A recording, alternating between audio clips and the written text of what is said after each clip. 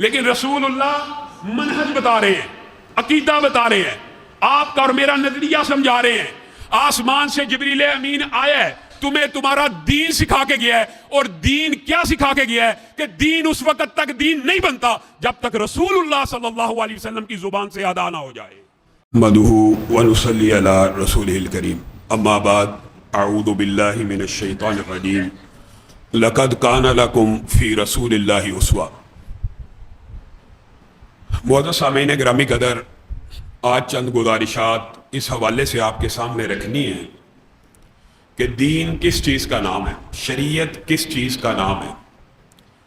معزز سامعین گرامی قدر، کائنات بنے ہوئے ایک عرصہ بیت گیا، مخلوقات کو آتے ہوئے ایک عرصہ بیت گیا، انسانوں کو اللہ رب العزت نے زمین پہ اتارا، انبیاء کو آتے ہوئے ایک عرصہ بیت گیا۔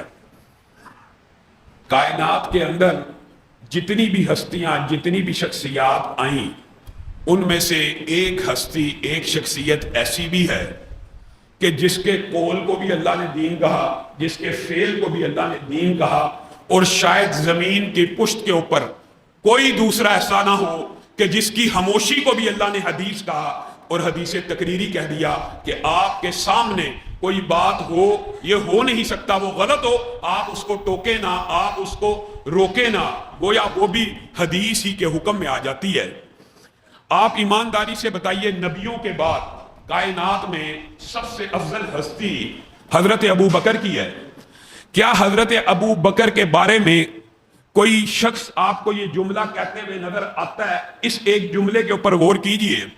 حضرت ابو بکر کا یہ فتویٰ، حضرت ابو بکر کی یہ بات اسلام، دین اور شریعت کے مطابق ہے۔ حضرت عمر کی یہ بات شریعت کے مطابق ہے، حضرت عثمان کی بات شریعت کے مطابق ہے، حضرت علی کی بات شریعت کے مطابق ہے۔ کائنات میں ایک ہی ہستی ہے جس کے بارے میں یہ کہا جا سکتا ہے، اور جس کے بارے میں یہ تصور بھی نہیں کیا جا سکتا کہ کہا جائے رسول اللہ کی یہ بات شریعت کے مطابق ہے، بلکہ کیا کہا جائے گا؟ رسول اللہ کی بات ہی شریعت ہے، رسول اللہ کا قول ہی شریعت ہے، رسول اللہ کا عمل ہی شریعت ہے۔ اگر ہمیں یہ عام فہم بات سمجھ آ جائے تو معاشرے کے اندر آپ کو جو تفرقہ بازی نظر آتی ہے، کوئی اپنے گروہ کی طرف بلا رہا ہے، کوئی اپنے گروہ کی طرف بلا رہا ہے، آپ کو یہ سارے کا سارا اختلاف ختم ہوتا ہوا نظر آ جائے گا۔ ہم مسلمان ہیں، ہم سب کا عقیدہ اگر یہ ہے اور ہے، میں ایمانداری سے یہ سمجھتا ہوں، چاہے دیوبندی ہو چاہے بریلوی ہو، عقیدہ ہے، معاملہ عمل کے اوپر رہ جاتا ہے۔ عقیدہ ان کا بھی یہی ہے کہ رسول اللہ کی بات ہی شریعت ہے، رسول اللہ کا قول ہی شریعت ہے، رسول اللہ کا فرمان ہی شریعت ہے۔ لیکن اگر ہم اس کو مکمل طور پہ سمجھ لیں گے تو اختلاف ختم ہو جائے گا، امت ایک ہو جائے گی، تفرقے بازی ختم ہو جائے گی۔ اس کی ایک مثال آپ کے سامنے رکھتا ہوں۔ آگے آ جائیں بزرگ، آگے آ جائیں، اس سائڈ پہ جگہ ہے، ساتھ ساتھ مل جائیں، ساتھیوں کو جگہ دے دیں، قریب قریب ہو جائیں۔ میرے بھائیوں، ایک حدیث ہے جو اگر ہمیں سمجھ آ جائے تو اللہ کے فضل و کرم سے آپ نے یاد بھی کرنی ہے، اپنے اہل سنت بھائیوں کے ساتھ ابلاغ بھی کرنا ہے، ان کو یہ بات سمجھانی بھی ہے، ان کو اپنے آپ سے بھگانا، متنفر نہیں کرنا۔ آپ ان کے اوپر دروگے نہیں ہیں، آپ ان کے اوپر فتویٰ لگانے والے نہیں ہیں، آپ کی یہ ذمہ داری ہے کہ ان کو تبلیغ کرے، آپ کی یہ ذمہ داری ہے۔ شرک زنا سے بڑا گناہ ہے، شرک قتل سے بڑا گناہ ہے، تو شرک کی سزا موت کیوں نہیں؟ قتل کی سزا موت ہے، زنا بالجبر کی سزا موت ہے، یہ سارے کے ساری چیزوں کی سزا تو موت ہے، شرک کی سزا موت کیوں نہیں؟ اس لیے کہ مشرک کو یہ ایڈوانٹیج حاصل ہے کہ اس کو مرتے دم تک تبلیغ کی جائے گی، اس کی اصلاح کی گنجائش موجود ہے۔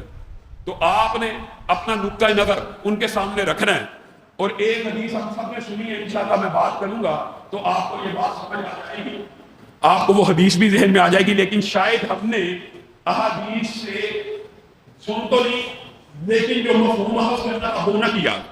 حدیث جبریل آپ سب کے ذہن میں آ جائے گی، بڑی مشہور حدیث ہے، اور یہ ایک عجابتوں کی داستان ہے۔ نبی کریم صلی اللہ علیہ وسلم کے پاس ایک شخص آیا، اس کے کپڑے بڑے صاف ستھرے، نیٹ اینڈ کلین ہیں، صاف ستھرے کپڑے، صحابہ اس کو نہیں پہچانتے، لیکن کپڑے نیٹ اینڈ کلین ہیں، جب نہیں پہچانتے تو یہ سمجھ آئی کہ یہاں کا باشندہ نہیں ہے، مسافر ہے، کہیں دور سے آیا، لیکن جسم کے کپڑوں کے اوپر سفر کے کوئی آثار بھی نظر نہیں آتے۔ اور پھر وہ رسول اللہ صلی اللہ علیہ وسلم کے سامنے دو زانو ہو کر ادب اور احترام سے بیٹھ گیا اور رسول اللہ سے پوچھنے لگا ما هو الاسلام ما هو الایمان ما هو الاحسان، اسلام کیا ہے، ایمان کیا ہے، احسان کیا ہے۔ سوال کر لینا اچنبے کی بات نہیں ہے، سوال کیا۔ صحابہ کہتے ہیں یہاں تک تو اچنبا نہیں تھا، لیکن اچنبا کہاں سے شروع ہوا، اس کی گفتگو میں اجابت کہاں سے شروع ہوئی؟ سوال کرتا ہے، جب وہ بندہ سوال کرے تو بظاہر اس کا مطلب یہ ہوتا ہے اس کا جواب معلوم نہیں ہے۔ سوال اس لیے کر رہا ہے کہ جواب معلوم نہیں ہے، لیکن جب رسول اللہ صلی اللہ علیہ وسلم اسے جواب دیتے ہیں تو آگے سے کہتا ہے صدقتا، آپ نے درست فرمایا۔ پہلے سوال کرتا ہے جیسے جواب معلوم نہیں، لیکن جب رسول اللہ جواب دے دیتے ہیں تو تصدیق کرنا شروع کر دیتا ہے کہ آپ نے درست کہا، گویا پہلے سے جواب بھی معلوم ہے۔ یہ ساری احادیث آپ نے سنی ہوئی کہ رسول اللہ سے جب اسلام کا پوچھا، رسول اللہ نے بنی الاسلام کہا، پھر ایمان کا پوچھا، پھر احسان کا پوچھا، ان تعبد اللہ کانک ترا۔ یہ ساری باتیں آپ نے سنی ہوئی ہے۔ جو بات ہمارے موضوع سے متعلق ہے وہ یہ ہے، وہ شخص جب چلا گیا تو رسول اللہ صلی اللہ علیہ وسلم نے صحابہ کو کہا تمہیں پتہ ہے کون تھا؟ کہا نہیں اللہ کے رسول ہمیں تو علم نہ ہوا۔ تو رسول اللہ صلی اللہ علیہ وسلم نے صحابہ کو یہ شرف اور منزلت کی بھی خبر دی کہ اللہ رب العزت نے آسمان کی بلندیوں سے جبریل امین کو انسانی شکل میں بھیجا ہے۔ آپ نے جبریل کی زیارت کی ہے جو انسانی شکل میں آیا تھا۔ ایک تو یہ اعزاز صحابہ کو بھی مل گیا، دوسرا کیا کہا؟ یہ آسمان سے آیا تھا کس کام کے لیے؟ آپ کو آپ کا دین سکھانے کے لیے۔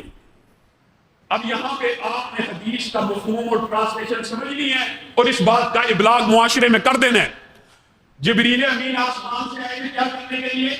آپ کو آپ کا دین سمجھانے کے لیے۔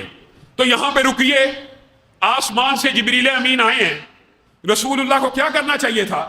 رسول اللہ اعلان کرتے، اپنے صحابہ کو کہتے ذرا بیٹھ جاؤ، آسمان سے فرشتوں کا سردار نازل ہوا ہے، آپ کو آپ کا دین سکھلانا چاہتا ہے، وہ آپ سے چند منٹ گفتگو کرے گا، آپ اس سے دین سیکھ لینا۔ اصولی طور پہ تو یہ ہونا چاہیے تھا، لیکن رسول اللہ منہج بتا رہے ہیں، عقیدہ بتا رہے ہیں، آپ کا اور میرا نظریہ سمجھا رہے ہیں۔ آسمان سے جبریل امین آیا ہے، تمہیں تمہارا دین سکھا کے گیا ہے، اور دین کیا سکھا کے گیا ہے کہ دین اس وقت تک دین نہیں بنتا جب تک رسول اللہ صلی اللہ علیہ وسلم کی زبان سے ادا نہ ہو جائے۔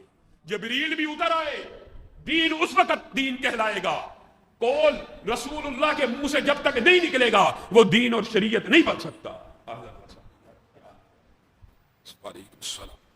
دین اور شریعت رسول اللہ صلی اللہ علیہ وسلم کے اقوال کا نام ہے، افعال کا نام ہے، اعمال کا نام ہے۔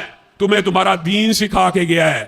جبریل امین کھڑے ہو جائے، آپ کو لیکچر دے، اس وقت تک دین اور شریعت نہیں بن سکتا جب تک رسول اللہ صلی اللہ علیہ وسلم کی زبان سے ادا نہ ہو جائے۔ اور یہ اس کی مثال ایک نہیں ہے، متعدد ہے۔ رسول اللہ صلی اللہ علیہ وسلم حج کے موقع پہ ہیں، ظاہر ہے جب رسول اللہ حج کے موقع پہ ہیں، حج کی مختلف فضائل بیان کر رہے ہیں، اتنے فضائل ہے تو سوال کا پیدا ہونا یہ چمبے کی بات نہیں ہے۔ ایک صحابی کے ذہن میں یہ سوال پیدا ہو گیا، افی کلی عامن یا رسول اللہ، کیا یہ جو حج جس کے آپ اتنے فضائل مناقب بیان کرتے ہیں، افی کلی عامن، کیا یہ مسلمانوں پہ ہر سال کے لیے فرض ہے؟ یہ سوال پیدا ہونا چمبے کی بات نہیں ہے، سوال پیدا ہو سکتا ہے۔ رسول اللہ صلی اللہ علیہ وسلم نے سوال کو اگنور کیا، پھر پوچھا، پھر اگنور کیا، پھر پوچھا، پھر اگنور کیا۔ کچھ عرصہ گزر گیا، کچھ وقت گزر گیا تو رسول اللہ صلی اللہ علیہ وسلم نے کہا بلائیے وہ جو سوال کرتا تھا۔ میرے بھائیو، یہ میرا اور آپ کا عقیدہ اور منہج ہے، یہ وہ صراط مستقیم ہے۔ نبی کریم صلی اللہ علیہ وسلم اس کو بلا رہے ہیں اور کہا کیا سوال پوچھتا تھا؟ کہا یہ سوال پوچھتا تھا۔ رسول اللہ صلی اللہ علیہ وسلم اس کو آپ کا اور میرا منہج بتا رہے ہیں۔ کہا لو قلت نعم، اگر میں صرف نعم کہہ دیتا، نعم نون عین میم، صرف کہہ دیتا جی ہاں، میری زبان سے آپ کے سوال کے جواب میں اگر جی ہاں نکل جاتا تو پوری امت کے اوپر ہر سال کے لیے فرض ہو جاتا۔ دین اس چیز کا، اگر رسول اللہ کہہ دیں ہر سال فرض ہے تو فرض ہے، یہ عجیب فلسفہ ہے, یہ عجیب غامدی مغالطہ ہے, یہ عجیب انکار حدیث کے چکر ہیں. یہ حدیث تو ٹھیک ہے, حدیث تو ٹھیک ہے, مگر اس مگر کے اوپر تف ہے. حدیث ٹھیک ہے, بات ختم. حدیث شریعت ہے. حدیث وانزلنا الیک الذکر لتبین للناس ما نزل. اللہ تعالیٰ کہہ رہا ہے آپ کے اوپر قرآن کو نازل کیا, آپ قرآن کھول کھول کر بیان کریں, آپ بیان کریں. اگر یہ مسئلہ بھی سمجھ آ جائے کہ رسول اللہ صلی اللہ علیہ وسلم صرف شارع نہیں ہے, شارح بھی ہیں, تشریح بھی وہی مانی جائے گی. قرآن کی بھی صرف وہ تشریح مانی جائے گی جو رسول اللہ صلی اللہ علیہ وسلم نے کی ہے. میرے بھائیوں, کتنی اچنبے کی, کتنی عجوبے کی بات ہے کہ ہم سنتے ہیں رسول اللہ صلی اللہ علیہ وسلم کی پوری زندگی. قرآن کی آیت سنی ہے, لقد کان لکم فی رسول اللہ اسوہ. رسول اللہ کی پوری زندگی ہمارے لیے نمونہ ہے. رسول اللہ کی پوری زندگی ہمارے لیے صبح بھی, دوپہر بھی, شام بھی, اٹھنا بھی, بیٹھنا بھی, تقریر بھی, گفتار بھی, رفتار بھی, عمل بھی. یہاں پہ ایک عام فہم بات سمجھ لیجیے. قرآن پاک کے اندر 700 سے زائد مقامات کے اوپر روایتیں آپ نے علماء سے سنی ہوئی ہیں. وما آتاکم الرسول, 700 سے زائد مقام کے اوپر بالواسطہ یا بلا واسطہ کس کی پیروی کا حکم ہے؟ رسول اللہ صلی اللہ علیہ وسلم. واطیعوا اللہ واطیعوا الرسول ما آتاکم الرسول فخذوہ. متعدد آیات آپ سن چکے. 700 سے زائد مقامات پر رسول اللہ کی پیروی, رسول اللہ کی اتباع, رسول اللہ کی اطاعت, رسول اللہ کا اسوہ نمونہ, جس سے روکے رک جاؤ, جس کو کہیں پکڑ لو, جو ڈر جائے رسول اللہ صلی اللہ علیہ وسلم کے فیصلہ آ جانے کے بعد. یہ تمام آیات آپ نے سنی ہوئی ہیں. اب ایک عام فہم بات بتائیے, آپ کو مثال دے رہا ہوں. آپ کسی دردی کے پاس جاتے ہیں, کسی دردی کے پاس, اور اس کو کہتے ہیں میرا سوٹ سی دے. وہ کہتا ہے ٹھیک ہے, میں تجھے ایک سیمپل دیتا ہوں, اس کے مطابق سی دے. کہتا ہے ٹھیک ہے. پھر آپ کال کرتے, پھر کال کرتے, آپ 10 یا 20 مرتبہ اس کو کال کریں اور آپ نے اس کو سیمپل نہ دیا. کال آپ کر رہے ہیں کہ سیمپل کے مطابق سی دے, اور آپ نے اس کو سیمپل نہیں دیا. تو وہ آگے سے 10ویں کال کے بعد آپ کو کیا کہے گا؟ یار تو کیسا بے وقوف آدمی ہے, 10 کالیں کر چکا کہ سیمپل کے مطابق سی دے, اور سیمپل دیتا ہی نہیں. ذرا اس بات کے اوپر غور کیجئے. رسول اللہ کی پوری زندگی آپ کے لیے نمونہ ہے, آپ کے لیے اسوہ ہے, آپ کے لیے سیمپل ہے, آپ کے لیے رول ماڈل ہے. اور 700 سے زائد مقامات پہ اللہ بالواسطہ یا بلا واسطہ ان کی پیروی کا حکم دے رہا ہے. اور غامدی صاحب اور انکار حدیث کرنے والے کا نظریہ یہ ہے سیمپل ہی محفوظ نہیں. اللہ کس چیز کا حکم دے رہا ہے؟ اگر سیمپل ہی محفوظ نہیں, اگر نمونہ ہی عطا نہیں کیا, اگر نمونہ ہی نہیں دیا, ایک عام انسان تو کیا اٹھے کہ تو جاہل اور گمراہ ہے, سیمپل دیتا نہیں اور کہتا ہے اس کے مطابق سی دے. تو پھر اللہ جو قرآن پاک میں سینکڑوں جگہ اس سیمپل کی پیروی کا حکم دے رہا ہے, کیا وہ سیمپل محفوظ نہیں ہے؟ یہ صرف انکار حدیث ہی بنیاد ہے ہر فتنے کی. اور یہ بات بھی سمجھ لیجئے کہ حدیث رسول آ جائے صحابہ کی, جو رسول اللہ صلی اللہ علیہ وسلم, یہ لمبا چوڑا موضوع ہے, جو صحابہ کی رسول اللہ صلی اللہ علیہ وسلم نے ٹریننگ کی ہے, وہ کیا ہے؟ وہ یہ ہے کہ اگر آپ اختلاف کرتے ہیں کسی چیز کے اندر, آپ کا اختلاف ہو جاتا ہے, تو پھر لوٹنا یا لٹانا کس کی طرف ہے؟ رسول اللہ صلی اللہ علیہ وسلم کی طرف یا قرآن پاک کی طرف. یہ صحابہ کا مزاج اور ٹریننگ رسول اللہ صلی اللہ علیہ وسلم اپنی زندگی میں بنا کے گئے ہیں. آپ ایمانداری سے بتائیے, میں صرف حضرت عمر کی زندگی کے 2 باتیں آپ کے سامنے رکھنا چاہتا ہوں.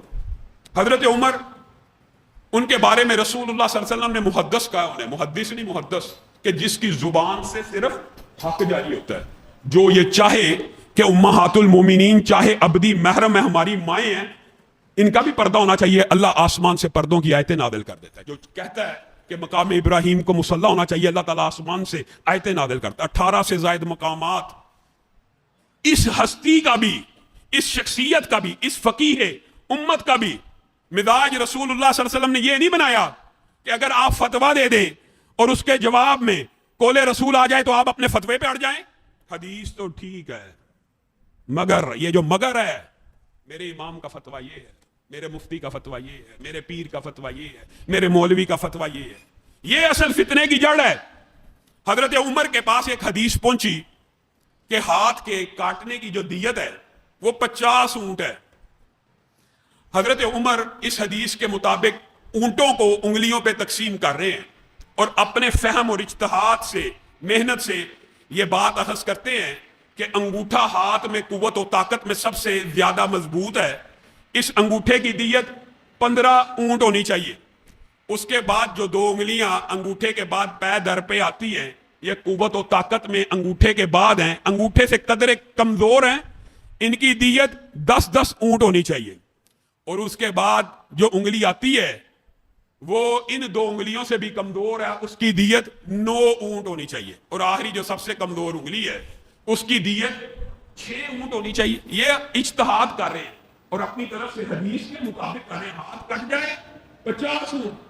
اس 50 اونٹوں کو اسلام پھیل رہا ہے، قاضیوں کو آرڈیننس لکھ کے دے رہے ہیں کہ اب فیصلہ کسی کی 1 کٹتی ہے 2 کٹتی ہے، میں اپنے مطابق اجتہاد کر کے تقسیم کہہ رہا ہوں کہ اونٹوں کی تقسیم انگلیوں کے اوپر ایسے کرنی۔ اونٹ کتنے بنائے ہیں؟ 50۔ اونٹ کتنے بنائے ہیں؟ 50 ہی۔ آرڈیننس جاری کیا، اللہ کا کرنا ایسا ہوا، یہ آرڈیننس جس وقت مصر کے چیف جسٹس اور قاضی کے پاس پہنچا، وہاں پہ ساتھ ہی عوف بن مالک بیٹھے۔ انہوں نے آرڈیننس دیکھا اور چیف جسٹس کو کہا ابھی کوئی اس قسم کا فیصلہ آ جائے تو آپ نے اس کو لاگو نہیں کرنا، میں عمر سے اس آرڈیننس کی، اس اجتہاد کی دلیل مانگنے جانا چاہتا ہوں۔ سبحان اللہ۔ وہاں سے مصر سے چلے، گھوڑے کو دوڑاتے ہوئے تیزی سے سفر کیا، حضرت عمر کی بارگاہ میں حاضر ہو گئے، آ کے کہنے لگے اے عمر، آپ نے جو آرڈیننس جاری کیا ہے کہ انگوٹھے کے 15 اونٹ ہیں، 7 والی انگلیوں کے 10 اونٹ ہیں، 7 والی انگلی کے 9 ہیں اور آخری انگلی کے 6 اونٹ ہیں، آپ کے پاس اس کی کیا دلیل ہے؟ اوف، تو جو اتنے دور سے آیا ہے، تو میرے سے آگے جھگڑنا شروع ہو گیا۔ میں ویسے کہتا ہوں مفہوماً کہ نہ اسلام، نہ دعا، نہ کھانا، نہ پینا، نہ بیٹھنا، آتے ساتھ مجھ سے دلیل مانگنا شروع ہو گیا آرڈیننس کی۔ تو جو میری مخالفت کر رہا ہے، تیرے پاس کیا دلیل ہے کہ میں نے تو اپنی رائے سے، اپنی فقہ سے، اپنے اجتہاد سے حدیث سنی تھی 50 اونٹ ہیں ہاتھ کو کاٹ دینے والے، کہ میں نے انگلیوں پہ اپنی فقہ، اپنے اجتہاد سے یہ فیصلہ اور آرڈیننس جاری کر دی ہے۔ عوف بن مالک نے جواب میں کہا آپ کا اجتہاد، آپ کا فیصلہ، آپ کی فقہ دلیل نہیں ہے، تیرے پاس کیا دلیل ہے؟ کہا یہی مدینہ تھا، میں رسول اللہ صلی اللہ علیہ وسلم کے پاس بیٹھا ہوا تھا، میں نے رسول اللہ سے یہ بات سنی تھی، الا ان الاصابع فی دیت سوا، الا ان الاصابع فی دیت سوا، انگلیاں قوت طاقت میں اگرچہ برابر نہیں ہیں لیکن دیت میں برابر ہیں، ہر انگلی کی دیت 10 اونٹ ہوگی۔ حضرت عمر ضد پہ اڑ گئے۔ حضرت عمر کی یا صحابہ کی جو ٹریننگ اور تربیت ہوئی، اگر معاشرے میں اللہ کی قسم یہ ٹریننگ ہو جائے، معاشرے سے فرقہ واریت ختم ہو جائے۔ میرے بھائی ادھر آ، یہ رسول اللہ کا فرمان ہے، میں پہلے اس موقف پہ تھا، اب رسول اللہ کا فرمان آ گیا، کیا طرز عمل ہونا چاہیے؟ حضرت عمر نے وہ طرز عمل اپنا کے ثابت کر دیا، جب قول رسول آ جائے، جو دین ہے، جو شریعت ہے، اس کے بعد طرز عمل کیا ہونا چاہیے؟ کاتب کو بلایا، کہا بلاؤ کاتب کو۔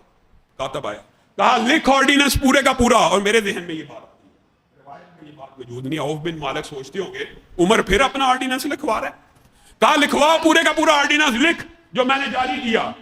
اس نے لکھ دیا، کہا نیچے حدیث میں جو مجھے عوف بن مالک کی سند سے ملی ہے، حدیث لکھ دی، کہا اب عمر کا فیصلہ لکھ دے، اوپر عمر کا فتویٰ ہے، عمر کا آرڈیننس ہے، نیچے رسول اللہ کی حدیث ہے، اب عمر کا فیصلہ یہ ہے، رسول اللہ کی حدیث کو نافذ کر دیا جائے گا، عمر کے فتوے کو مسترد کر دیا جائے گا۔ بات ختم، عام فہم ہوا۔ اگر آپ کا اور میرا نظریہ اور عقیدہ یہ ہو جائے، رسول اللہ کی حدیث آ گئی، میرے مفتی کا فتویٰ ختم، میرے امام کا آرڈیننس مسترد، بتائیے عمر نے بھی تو حدیث سے استدلال کیا تھا، صرف حدیث کی تشریح عوف بن مالک نے صحیح کر کے بتلا دی، اسی وقت رجوع کر لیا۔ ایک دن منبر کے اوپر خطبہ دے رہے ہیں، مہور النساء غالی ہو گئے ہیں، اس کو اتنا نہ مہنگا کرو، اس کو اتنا نہ بڑھاؤ، آج کے بعد میں تمہیں کہتا ہوں اتنے 100 درہم ہونا چاہیے۔ ایک قریشی عورت، قریشی عام عورت حضرت عمر کو روک کے کھڑی ہو گئی۔ عمر آرڈیننس جاری کرتا ہے عورتوں کے محض کے بارے میں، رسول اللہ نے حد مقرر نہیں کی، قرآن کے خلاف فیصلہ کرتا ہے. حضرت عمر ٹھٹک گئے، قرآن کے خلاف فیصلہ؟ حدیث آ گئی تب بھی رجوع. کون سی آیت ہے؟ اے قریشی عورت، میں نے تو قرآن پاک میں میری نظر سے کئی مرتبہ، جتنا مرضی بڑا فقیہ ہو مجتہد ہو، ضروری نہیں کہ اس کا پورے کا پورا استحضار بھی ہو. حضرت عمر پوچھنے لگے کون سی میں نے کس آیت کے خلاف فتویٰ دے دیا ہے؟ آپ ہمارے مہر مقرر کرتے، اس کے اوپر روک لگاتے، اور اللہ تعالیٰ کہتا ہے وَآتَيْتُمْ إِحْدَاهُنَّ قِنطَارًا، اگر تم خزانے بھی عورتوں کو مہر میں دے دو. حضرت عمر اچھا، دوبارہ ممبر پہ چڑھ گئے، آپ کا اور میرا عقیدہ بیان کیا. عمر نے غلطی کھائی، عورت نے درست کہا. اب عمر کا فتویٰ یہ ہے، عورت کی بات کو نافذ کیا جائے گا جو قرآن کے مطابق ہے. مجھے ایک بات بتلائیے، حضرت عمر، اور بعد میں روایت کے اندر یہ بات بھی ملتی ہے کہ حضرت عمر مسکرانا شروع ہو گئے اور کہا اللہ، قریش کی اب عورتیں اور مدینہ میں رہنے والی عورتیں عمر سے زیادہ قرآن جاننا شروع ہو گئی. اور میرے بھائیوں، رسول اللہ کی حدیث کو ہم نے کیا سمجھا؟ ہم نے رسول اللہ کی حدیث کی قدر نہیں کی. ہمارا جو منہج ہے، ہمارا جو عقیدہ ہے، ہم اسی سے دور ہیں، اسی سے بھاگ رہے ہیں. حدیث ایسی ہے، آپ، یہ لمبا چوڑا باب ہے، بات کو مختصر کرتا ہوں، آپ کا بھی زیادہ وقت نہیں ہوگا.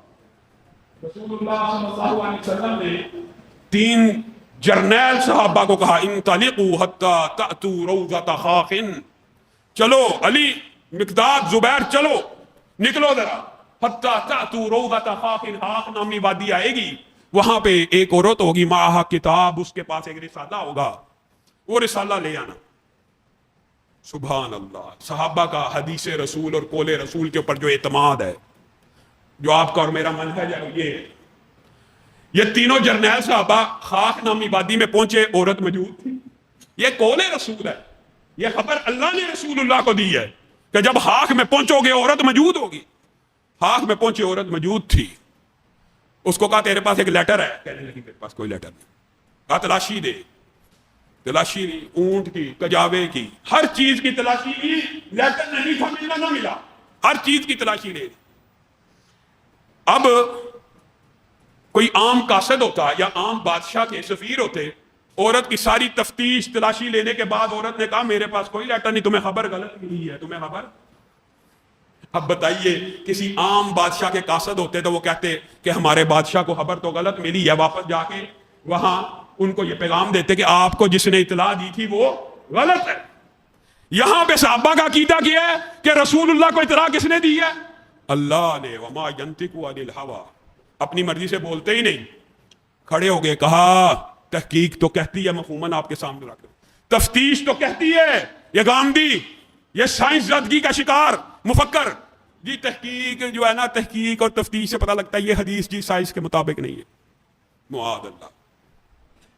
کہا تحقیق تو کہتی ہے کہ خط تیرے پاس نہیں، تفتیش اور تلاشی بھی اس بات کا نتیجہ دیتی ہے خط تیرے پاس نہیں، لیکن ہمارا ایمان کہتا ہے خط تیرے پاس ہے، نکال دے. لَتُخْرِجِنَّ الْكِتَابَ أَوْ لَنُلْقِيَنَّ السِّيَاحَ، فٹافٹ ہاتھ کو نکال دے ورنہ تجھے برہنہ کر کے جامع تلاشی لی جائے گی. اور عورت نے ایسا چکر چلایا تھا، اللہ کی قسم کپڑے بھی اتار دی جاتے تو ہاتھ نہ ملتا. لیکن عورت نے جب ان کے یہ الفاظ سنے، اس کو پتا چل گیا یہ کوئی عام قاصد نہیں ہے، یہ مجھ سے حق لے کے ہی جائیں گے. اپنی بالوں کی چٹیا سے ایک چھوٹی سی پرچی نکال دی. یہ صحابہ کا حدیث کے اوپر اعتماد ہے کہ حق تیرے پاس ہے. اور اسی طرح ابو ذر غفاری کے بارے میں، آخری وقت ہے، نزا کا عالم ہے، جنگل میں موجود ہے، پاس بیوی بیٹھی ہے، رونا شروع ہوگی، دارو قطار رو رہی ہے. آپ صحابی رسول ہیں، آپ جلیل القدر ہیں، آپ جنگل میں فوت ہو جائیں گے. میں تو بڑھیا ہو گئی ہوں، میں تو بڑھیا ہوگی، میں تو آپ کو غسل بھی نہیں دے سکتی، میں تو آپ کو کفن بھی نہیں دے سکتی، میں تو آپ کو نہلا بھی نہیں سکتی. وہ ابو ذر جو اس وقت حالت نزا میں ہے، یہ الفاظ سنتے ہیں، کچھ ہمت جتاتے ہیں اور سیدھا ہو کے بیٹھ جاتے ہیں. ابشری ولا تبکی، میں تجھے ایک خوشخبری نہ سناؤں؟ تو رو مت، جب میں مر جاؤں گا تو نے کچھ نہیں کرنا، میری میت اور چارپائی کو بس گھر کے باہر رکھ دینا ہے. کیوں؟ تو نے نہ غسل دینا نہ کفن دینا. کیوں؟ کہا میں رسول اللہ کے پاس موجود تھا اور اس مجلس میں اور بھی 8-9 صحابہ موجود تھے. مفہوماً یہ الفاظ ہیں. رسول اللہ صلی اللہ علیہ وسلم نے کہا تھا تم میں سے ایک फुलातुल अर्द में जंगल में फौत होगा, तुम में से एक जंगल में फौत होगा, और फिर जंगल में फौत हो जाने के बावजूद, अकेले हो जाने के बावजूद अल्लाह एक जमात भेजेगा जो उसके गुस्ल का, उसके कफन का इंतजाम भी करेगी और उसके ऊपर नमाज जनाजा को भी अदा करेगी। मैं सोचता हूं मेरी बेगम, मैं सोचता हूं तो वो मजलिस के जितने लोग थे सारे फौत हो गए और उनमें कोई भी जंगल में नहीं मरा। अब मुझे ख्याल आता है मेरे दोस्त ने, मेरे सिद्दीक ने, मेरे नबी ने ये बात मेरे बारे में ही की है। अब शिरी वाला तब की काफिला आएगा, काफिला आएगा। ऐ मेरी बीवी, मैंने मोहम्मद रसूलुल्लाह सल्लल्लाहु अलैहि वसल्लम के मुंह से सुन लिया, एक जमात आएगी जो मेरे जनाजे को भी अदा करेगी, गुस्ल भी देगी और कफन भी पहनाएगी। इधर रूह ये कहना था, परवास कर गई। वहां दरवाजे पर दस्तक हुई। कौन? अब्दुल्ला इब्ने मसूद हूं। आज बड़े अरसे के बाद दिल की अबू ज़र गिफारी की जियारत कर लूं। वो तो फौत हो गए, पीछे हट जाइए माँ जी, मैं एक जमात के साथ आ रहा हूं, मुझे इनके गुस्ल का इंतजाम करने दीजिए, मुझे इनके कफन का इंतजाम करने दीजिए, मुझे इनकी नमाज जनाजा को अदा करने दीजिए। ये दीन है, ये शरीयत है। बोले रसूल हतमी है, हदीस रसूल हतमी है। बात बड़ी लंबी है, लेकिन आखिर में इस हवाले से मौजू बड़ा तवील है, लेकिन मैं आपकी तवज्जो हालिया एक वाक्य की तरफ भी करवाना चाहता हूं। और हमारे जमात के नुमाइंदे भी आए हुए हैं, बल्कि ये बात तो मैंने इनके कहे बगैर भी कहनी थी। कल 23 मुहर्रम को, 22 अगस्त को, पीर के दिन नमाज असर के बाद आप सब साथियों ने यह वादा करना है कि बेगम कोट चौक में पहुंचेंगे। हस्बे तौफीक, इस्तात, कोई मजबूरी हो जाए, माजूरी हो जाए, कोई काम पड़ जाए, जरूरी इमरजेंसी, मैं वादा लेके आपको गुनाहगार नहीं करना चाहता, लेकिन आप पूरी कोशिश कीजिए कि दिफाए सहाबा की उस इख्तिजाजी कॉन्फ्रेंस में आप सब साथी शरीक हो। इंशाल्लाह शरीक होंगे। किस लिए वो इख्तिजाजी कॉन्फ्रेंस हो रही है? मिर्जा जहलमी सैयदना मुआविया के बारे में इसी मुहर्रम में बक बक करता है, हरदा सराई करता है और कहता है अगर सैयदना मुआविया, मुगीरा बिन शोबा और दीगर साहबी कब्रों से भी जिंदा होकर आ जाएं तो हमारी तलवार से नहीं बच सकते, मुआज़ल्लाह। अब वो हमारी तलवार से तो बच गए हैं, लेकिन मैं बदबख्त की जुबान से नहीं बच सकते। पाकिस्तान का कानून कहता है कि गुस्ताहे सहाबा, सहाबा के खिलाफ जुबान बंदी हो, यह कहता मेरी जुबान से नहीं बच सकते। अफसोस और दुख की बात है। फिर ये दुख और अफसोस की बात है कि नहीं है कि सग आजाद है और पत्थर बंधे हुए, कानून पसंद, आइन पसंद, दस्तूर पसंद, उनको इंतशारी कहा जा रहा है, उनको फिरका फरियत फैलाने वाला कहा जा रहा है। जो सहाबा की तौहीन कर रहा है उसकी जुबान बंदी का कोई प्रोग्राम, कोई बंदोबस्त, कोई मुकदमा ताहाल दर्ज नहीं किया जा रहा। और दुख और अफसोस की बात आपसे शेयर करना चाहता हूं। लाहौर का एक निहायत जिम्मेदार अफसर SSP मुस्तनसर फिरोज साहिब, हम साहिब ही कहेंगे, हम खान साहब की तरह इनको फांसी लगाने की धमकी नहीं देते। हम आपके सामने सिर्फ उसका जुमला रखना चाहते हैं। SSP मुस्तनसर फिरोज साहब कहते हैं पर्चे में मुस्तकिल रुकावट डाल रहे हैं, अफसरान पर्चा काटने लगते हैं, रुकावट डाल देते हैं। और रुकावट ये डाली कि जिनको आप सहाबा कहते हैं उनके खिलाफ YouTube भरी पड़ी है, आप किस किस के खिलाफ पर्चा कटवाएंगे? मैं IG पंजाब से, DIG ऑपरेशन लाहौर से, CCPO लाहौर से, चौधरी परवेज इलाही वजीर आला से यह पूछना चाहता हूं, अगर किसी भी नौइयत का कोई जुर्म बढ़ जाए, कत्ल आम हो जाए, डकैतियां आम हो जाए, कोई जुर्म ज्यादा तादाद में बढ़ जाए, कोई जुर्म ज्यादा तादाद में बढ़ जाए, तो क्या कानून नाफिज करने वाले इदारे के किसी जिम्मेदार को यह बात जेब देती है, वो ये कहे कि ये जुर्म तो अब बहुत बढ़ गया, हम किस किस को पकड़ेंगे? जब पाकिस्तान के आइन और कानून के अंदर गुस्ताहे सहाबा को पकड़ने का कानून और आइन मौजूद है, और ये जो कानून और आइन होता है ये अवाम के गुस्से को कंपनसेट करता है, चैनलाइज करता है। ये मुकदमा दर्ज करने से अवाम का गुस्सा कम होगा, लेकिन IG साहब, DIG साहब, आपका एक सीनियर अफसर SSP ऑपरेशंस लाहौर, वो ये कहता है कि जनाब YouTube भरी पड़ी है, आप किस किस के खिलाफ पर्चा करवाएंगे? तो हम ये ऐलान करते हैं, पहले तो कानून नाफिज करने वाले किसी जिम्मेदार के زبانی ایسا غیر ذمہ دارانہ جو بیان ہے اس کے خلاف ایکشن ہونا چاہیے. آپ جو بھی محکمانہ کارروائی کرنا چاہتے ہیں پہلی بات تو ان کے خلاف ہونی چاہیے. اور دوسری بات ہمارا اعلان ہے, جی ہاں, جب تک سوشل میڈیا کے اوپر ایک بھی گستاخی کرنے والا موجود ہوگا ہم قانون کو حرکت میں لانے کی جدوجہد کرتے رہیں گے. آپ سب ساتھی تیار ہیں؟ ہاتھ اٹھا کر وعدہ کریں کہ آپ سب دیکھیں ہم جہاں پہ بیٹھے ہوئے اگر ایمانداری سے ہم یہ جدوجہد کریں. یہ ڈی آئی جی آپریشن 7 دفتر موجود ہے, ہم لیکن افراتفری اور انتشار پھیلانا نہیں چاہتے. ہم علامتی احتجاج کر رہے ہیں اور کل اس احتجاج کا فائنل راؤنڈ ہے بیگم کوٹ چوک میں, اور اگر کل بھی وہاں پہ اس کے خلاف پرچہ درج نہ ہوا تو قائدین جو بھی اعلان کریں گے آئی جی آفس کو گھیرنے کا, ڈی آئی جی آفس کے باہر دھرنا دینے کا, آپ سب ساتھی شریک ہوں گے انشاءاللہ. سبحان ربک رب العزت عما یصفون وسلام علی المرسلین والحمد للہ رب العالمین.